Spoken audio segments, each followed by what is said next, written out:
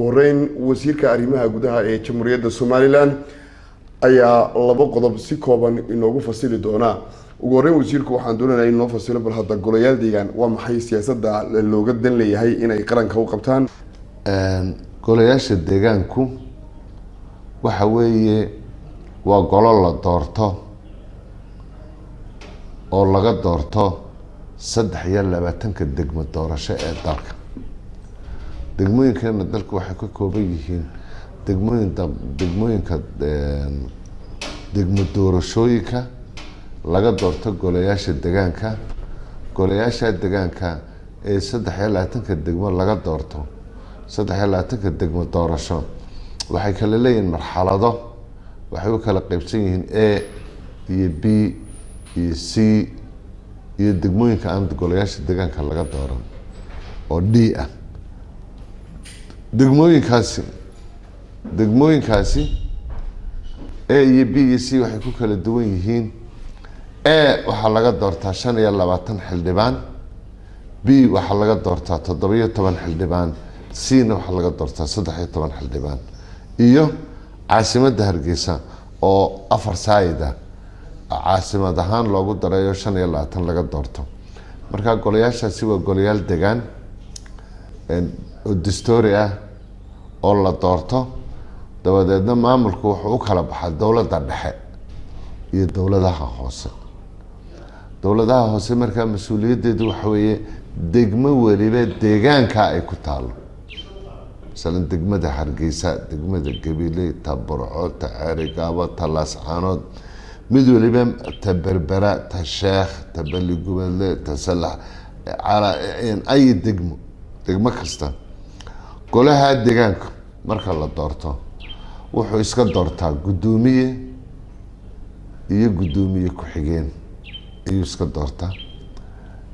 marka gudoomiyuhu waa ninkan loo yaqaano mayorka, waana gudoomiyaha golaha deegaanka. mas-uuliyadoodii waxa weeye in ay maamulaan hawsha degmadaas, dhaqaalaha, nabadgelyada, banaanka magaalada banaankeeda, mashaariicda horumarinta dhaqaalahoodu inta uu u gaaro inay ay sameeyaan,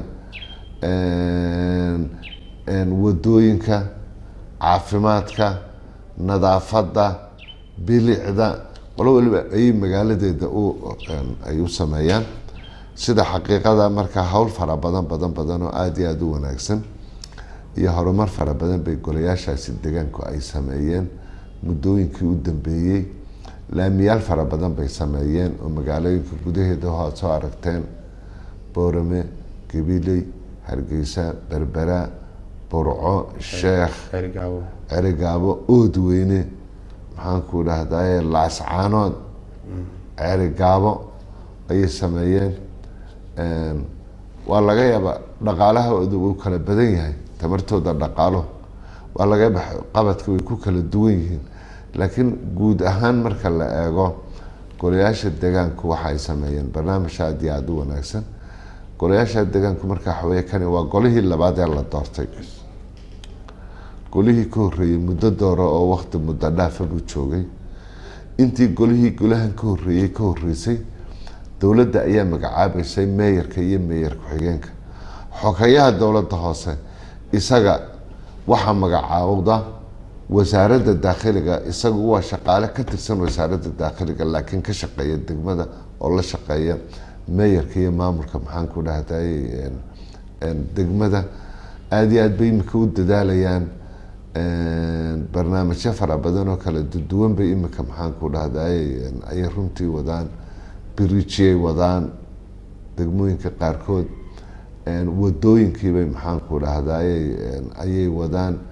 howlaha xafiisyadooda iyo maamulkoodu imika sida xaqiiqada rasmiga waxaad moodaa wuu fiican yahay, wuu isa soo qabsanayaa.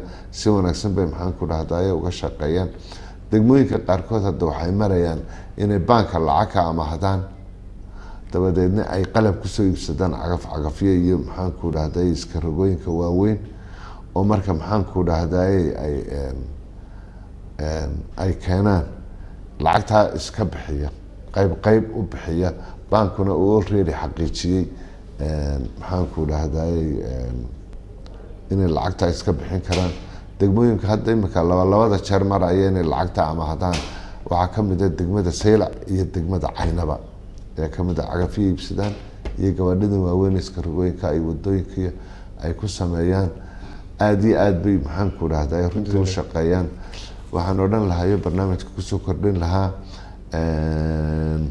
ha lala shaqeeyo dadweynaha degmo walba iyo magaalo waliba ha la shaqeyso degmada maamulka golaha deegaanka iyo degmadooda ha la shaqeeyaan. cashuurtana ha bixiyaan, waayo caalamka meel kastoo la joogaa waxa wax lagu bixiya waa cashuur.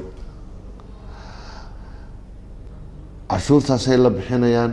xeerkooda waxaa ku qoran law number 23 ayaa lagu maamulaa maxaanku dhahday golayaasha deegaanka. golayaasha deegaanka marka xeerkaa lagu maamulo waa xeerka ismaamulka gobolada iyo degmooyinka oo la yidhaahdo xeer number 322/2002.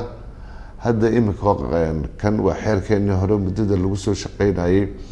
kaabis iyo wax ka bedel baa hadda lagu sameeyey baarlamaanku maxaanku dhahday ayuu hor yaalaa. waa xeerka maamulka ugu ballaadhan ee dalka lagu maamulo ee gobol iyo heer degmo labadaba ah. sidaa laasligeed waxaan dooneynaa in maxaanku dhahday baarlamaanka golaha wakiiladu xeerkan iyo inta dhaweyto maxaanku dhahday wuxuu sameeyey buuq fara badan buu sameeyey. indha mucaarid iyo indha maxaafidna laguma eego xeerarka soomaad garan. marka imika xeerkan waxaa kusoo shaqeynayay ilaa 2002 intii wasiire daakhiliya dalka soo martay iyo intii mayor iyo barasaab soo martay halkan kanaa lagu sameynaya. kan maanta marka la ogolaadana dee waxaa laga yaabaa wasiirada dambe ee wasaaradan maamulaya ayaa xeerka had iyo jeer ayaa wax ku maamulaya. xeerka shaar qof gashanaya laguma sameeyo, deegaanna laguma eego, qabiilna laguma eego. marka xeerkan waxaan leenahay baarlamaanka si qoto dheer u falanqeeya oo yaanu maxaanku dhahday crisis siyaasi aan gelinin.